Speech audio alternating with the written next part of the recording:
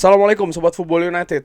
Alejandro Garnacho, apa yang terjadi sebelumnya, apa yang terjadi saat ini, dan kira-kira akan seperti apa yang terjadi nanti di transfer musim panas? Akankah musim depan masih berseragam Manchester United atau tidak?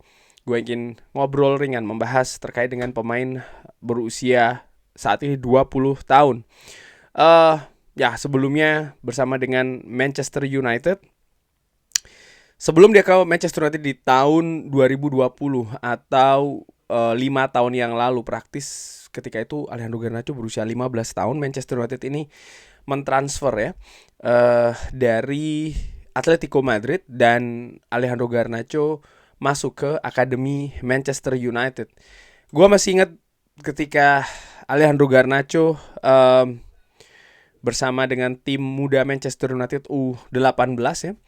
Dia tampil fantastis di musim pertamanya di tahun 2020-2021. Dari 16 pertandingan dia sudah mencetak 7 gol di tim yang usianya sebenarnya Garnacho ini cukup muda sekali di tim 18 tahun tersebut. Sementara dia berusia jelas ya jauh di bawah 18 tahun.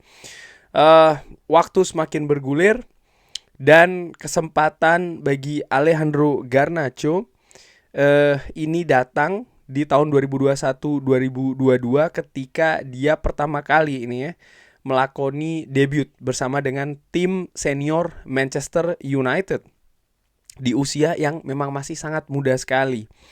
Nah, di periode pertama dari Erik ten Hag, di mana pada saat itu ada semacam kayak konflik ya dengan Cristiano Ronaldo, Alejandro Garnacho ini mendapatkan promosi yang lebih deras lagi menurut gua, mendapatkan kepercayaan yang lebih tinggi lagi, dan ya sang pemain pun juga menurut gua menjawab dengan sesuatu yang cukup membuat fans ini happy menurut gua. Bagaimana pemain muda tapi dia bisa tampil dengan percaya diri di Premier League di musim 2022-2023. Dia bahkan bisa menciptakan 3 gol dan juga 2 assist. Angka ataupun kontribusi yang menurut gue cukup bagus melihat masih mudanya Alejandro Garnacho pada saat itu. Di musim selanjutnya, sebelum beralih ke musim selanjutnya, Garnacho mendapatkan kalau tidak salah kontrak ya, perpanjangan kontrak. Ya, di tahun 2023 dia mendapatkan kontrak baru. Tentu saja dengan kenaikan gaji yang cukup signifikan jika dibandingkan angka sebelumnya. Saat ini Garnacho memperoleh 50.000 pounds per pekan. Nah, di musim lalu Garnacho terus nih melanjutkan sebagai pemain yang semakin dipercaya oleh Erik ten Hag di usia yang masih 19 tahun. Dia tampil 36 kali dan mencetak 7 gol di Premier League, 4 assist. Salah satu golnya fantastis, gol salto ya, bicycle kick menghadapi Everton, menang Puskás Award. Dan gol itu menurut gue bukan hanya memperlihatkan teknis yang bagus ya, tapi juga kepercayaan diri karakter sang pemain ini ketika berada di atas lapangan. Dan di penghujung musim lalu, tepatnya di Piala FA, di panggung tertinggi yang Manchester United raih musim lalu, di situasi yang sangat krusial dengan berbagai pemberitaan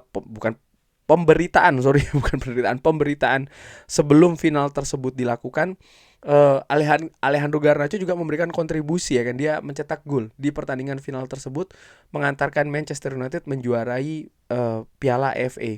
Di mana Piala FA ini Alejandro Garnacho juga pernah meraihnya bersama dengan tim muda Manchester United. Dia pernah menjuarai FA Cup ya untuk tim muda, dan ini seperti kayak melengkapi. Jadi dia pernah menjadi juara Piala FA bersama dengan tim muda Manchester United dan juga dilanjutkan dengan tim senior. Nah, perjalanan Alejandro Garnacho musim ini di usia sekali lagi yang dia masih 20 tahun mengalami pasang surut menurut gue. Dimulai tentu saja bagaimana Manchester United yang mengganti manajer ataupun pelatih kepala di tengah musim di bulan November. Lalu Ruben Amorim masuk. dia sempat tersingkir ya bersama dengan Marcus Rashford sebelum Derby of Manchester. Tapi disinilah bedanya. Ketika Marcus Rashford disingkirkan, menurut gue, setelahnya dia tidak mendapatkan tempat. Dan menurut gue tidak akan mendapat tempat lagi di Manchester United. Tapi berbeda dengan Alejandro Garnacho. Garnacho setelah disingkirkan lalu dia menunjukkan perubahan attitude ataupun sikap sehingga mendapatkan kepercayaan lagi dari Ruben Amorim. Bahkan di derasnya informasi kabar minatnya Napoli di bursa transfer musim dingin kemarin, Ruben Amorim bukannya justru menempatkan Garnacho misalnya di bangku cadangan atau menyimpan Garnacho, tapi justru memberikan kesempatan yang lebih lebar lagi, yang lebih luas lagi. Sering sekali Garnacho ini juga dimainkan sebagai starter ya, dan menurut gua ya ini menunjukkan kepercayaan yang tinggi dari Ruben Amorim seperti menjawab situasi di bursa transfer yang terus mengabarkan minatnya Napoli untuk mendatangkan Garnacho. Dan ini tidak main-main, Napoli bahkan sudah memberikan angka kepada Manchester United. Hanya saja angka tersebut dianggap Manchester United di bawah valuasi dari yang Manchester United inginkan, sehingga transfer tersebut tidak pernah terjadi di bursa transfer musim dingin nanti. Nah, setelah bursa transfer musim dingin itu sampai dengan saat ini, kalau gue lihat ya, bagaimana Ruben Amorim ini memberikan kepercayaan. Bahkan Garnacho ini menjadi pemain andalan dengan situasi skuad Manchester United saat ini. Sekali lagi ya, dengan situasi skuad Manchester United saat ini, Alejandro Garnacho faktanya menjadi andalan dengan ya sangat seringnya Ruben Amorim memberikan kesempatan kepada pemain ini. Gua secara pribadi dengan amatiran melihat bahwa Garnacho menunjukkan perbedaan ya, gaya permainan tentu saja dengan formasi ataupun gaya permainan sebelumnya. Saat ini dia menunjukkan intensitas yang tinggi, baik itu menyerang maupun bertahan. Sering sekali ditunjukkan di atas lapangan. Kontribusi dari sisi bertahan yang sebelumnya kurang, menurut gua ada perbaikan. Dia bermain berani, percaya diri, penetrasinya berbahaya, kecepatannya pun juga demikian. Tapi permasalahan besar dari Garnacho adalah keputusan akhir di sepertiga akhir. Ini yang menjadi menurut gua main issue atau masalah yang utama dari Garnacho. Namun demikian, kalau melihat Garnacho yang masih berusia 20 tahun, ya ini ya mungkin menjadi hal yang mungkin ya masih bisa diperbaiki. Keputusan-keputusan yang salah di sepertiga akhir ini. Mengingat dia masih berusia 20 tahun. Ada beberapa komentar yang terkait dengan pemain muda ya. Di komentar gue baca mengatakan bahwa ya mau itu pemain muda mau itu pemain senior, ketika mereka membela Manchester United ya tidak perlu dilindungi. Ini adalah Manchester United, mereka harus siap dengan apapun keadaannya. Lihat, diberikan contoh misalnya Lamine Yamal ya di Barcelona, ataupun Cristiano Ronaldo di Manchester United yang pada saat itu datang dengan usia muda. Class of 92 juga pemain muda. Menurut gue ini tidak apple to apple. Situasi di Barcelona, situasi di Manchester United dengan Cristiano Ronaldo dengan Class of 92 berbeda jauh dengan situasi di Manchester United saat ini. Dari sisi klub, menurut gue situasi Manchester United saat ini tidak ideal. Tidak ideal bagi pemain muda untuk diberikan beban yang besar sebagai pemain andalan. Menurut gue bisa jadi salah, gue bisa jadi berbeda, tapi menurut gue keadaan Manchester United saat ini belum ideal, tidak ideal, belum ideal.